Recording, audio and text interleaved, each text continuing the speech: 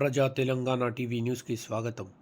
జగిత్యాల జిల్లా పరిధిలో ప్రశాంతంగా జరుగుతున్న పోలింగ్ జిల్లా ఎస్పీ శ్రీ సన్ప్రీత్ సింగ్ ఐపీఎస్ గారు తెలిపారు. ఈరోజు నిర్వహిస్తున్న లోక్సభ ఎన్నికల పోలింగ్ జిల్లా ప్రశాంతంగా జరుగుతున్నట్లుగా జిల్లా ఎస్పీ గారు తెలిపారు. ఎన్నికలు జరుగుతున్న పోలింగ్ కేంద్రాలను సందర్శించారు. ప్రజలు స్వేచ్ఛగా, స్వతంత్రంగా, నిర్భయంగా తమ ఓటు హక్కును వినియోగించుకోవాలన్నారు.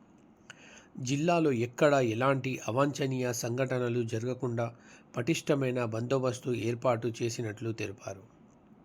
పెట్రోలింగ్ వాహనాలు మరియు ప్రత్యేక పోలీసు బృందాలు నిరంతరం పర్యటిస్తూ శాంతి భద్రతలను పర్యవేక్షిస్తున్నారని తెలిపారు.